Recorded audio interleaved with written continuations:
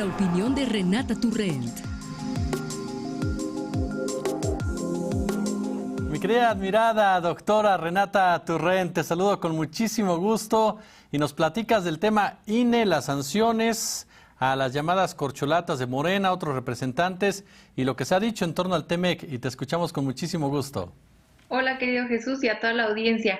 Pues sí, yo creo que el tema del INE, el problema con la discusión del INE es que el Instituto Electoral está actuando dentro del marco legal que les corresponde y esto les ha permitido evitar la discusión de fondo. La discusión de fondo es si es correcto o no que el árbitro electoral tenga estas atribuciones y tanta discrecionalidad, creo yo. Entonces, bueno, quisiera ser clara diciendo esto, ¿no? El INE está cumpliendo con la ley, eso no cabe duda. Ahora, hay una discusión de fondo, y creo que yo mucho más profunda que lo legal, que suele ser donde el INE se refugia para no hablar sobre si estas leyes ayudan a profundizar la democracia o no. A mí me parece que no. Creo que como mexicanos, que el instituto que está encargado de organizar, de vigilar los procesos electorales y quien explícitamente tiene la responsabilidad de profundizar la democracia, esté usando los recursos económicos y humanos para fiscalizar tweets de funcionarios, como la carta de apoyo de AMLO por parte de los gobernadores, o incluso a ciudadanos, como es el caso de Alina Duarte, que apoyó como ciudadana el proceso de revocación de mandato, pero que a quien el INE hizo un requerimiento de información, por ejemplo. Yo creería que no, yo creería que esa no debería ser la función del INE, ¿no? Ahora, en este marco legal no significa, creo yo, que el INE no podría tomar una postura política al respecto. El INE ha sido una institución muy politizada, aunque en el discurso digan lo contrario. Y yo me pregunto por qué el INE no comunica de manera un poco más clara o lo comunica a la gente que lo que está haciendo es parte de las atribuciones legales, pero podrían también emitir una opinión al respecto sobre estas atribuciones legales. Me pregunto yo por qué no comunica que legalmente tiene que atender las denuncias presentadas por individuos o por los partidos políticos que están, pero que al mismo tiempo estas atribuciones legales o estas respuestas legales que tiene que hacer el INE, pues están respondiendo a un golpeteo político por parte de ciertos actores, ¿no? Las dos cosas pueden coexistir y creo yo que un discurso o un posicionamiento claro del INE podría ser mucho más sano. Yo no creo que nadie en su sano juicio crea que estar fiscalizando el discurso de actores políticos es sano para la democracia. No sobre todo en un sistema electoral que está inundado con graves problemas como por ejemplo la infiltración del crimen organizado en las elecciones, ¿no?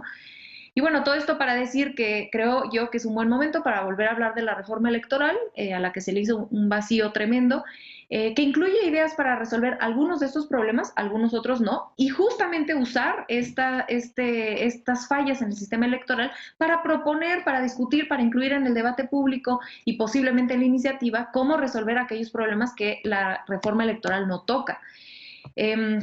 Pero pues yo también dejo la pregunta en la mesa de por qué los consejeros consideran que no es necesaria una reforma electoral cuando existen estas cuestiones que son gravísimas, desde mi punto de vista, son gravísimas obstrucciones contra la libertad de expresión, el derecho político a participar. El caso del Fisgón, por ejemplo, me parece realmente increíble, ¿no? ¿Cómo es que el presidente de un Instituto Nacional de Formación Política de un partido no va a poder emitir publicaciones al respecto? Entonces, en conclusión, bueno, a mí me parece que el INE sí tendría que ser el principal promotor de por lo menos una discusión seria de la reforma electoral y que al oponerse a discutirla,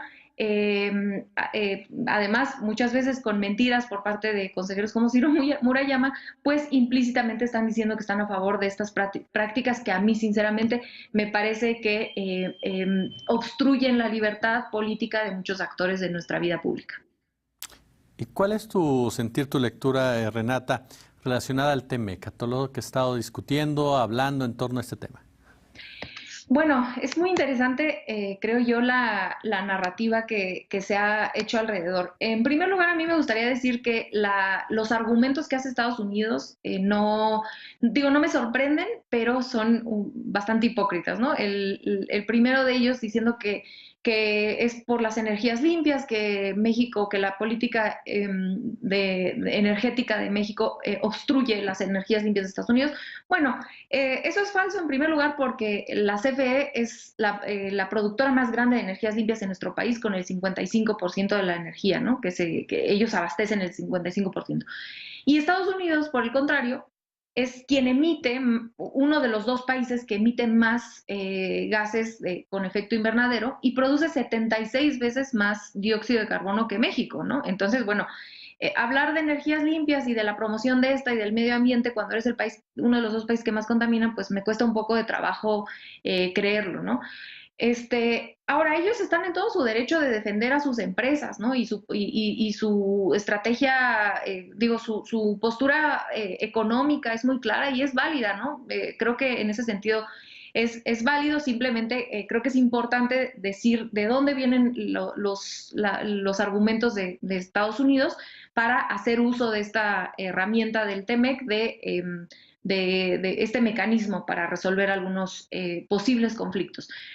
Ahora, creo que la postura de la oposición sí me parece muy extraña, ¿no? A mí me parece extraño ver a la oposición defender a empresas como Iberdrola o en este caso ahora a empresas extranjeras con tanta emoción y tanta, pues sí, con tanta pasión, cosa que nunca hemos visto que defiendan el interés nacional así.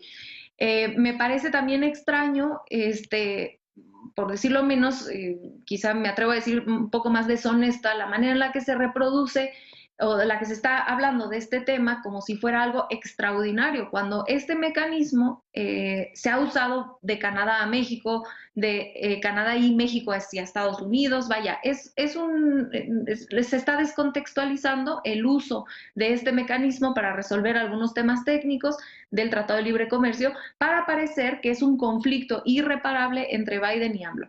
Pero recordarle a la gente que esta narrativa de que hay un conflicto irreparable entre México y Estados Unidos, la oposición la ha tratado de instaurar desde que Trump era presidente con AMLO, después cuando entró Biden que porque no felicitó a buen tiempo, después que porque no fue a la Cumbre de las Américas, y en realidad es que nunca ha pasado esto y creo que es un intento más de hacer creerle a la gente que hay una ruptura irremediable entre el gobierno de Estados Unidos y el mexicano, cosa que no se ha visto hasta ahora, sino todo lo contrario. Mi querida y admirada Renata Turrent, siempre es un placer escucharte y que engalanes este espacio. No, el gusto es mío, querido Jesús. Un abrazo fuerte a ti y a toda tu audiencia. Gracias a la doctora Renata Turrent y gracias a usted, por supuesto, por sus comentarios, por sus puntos de vista.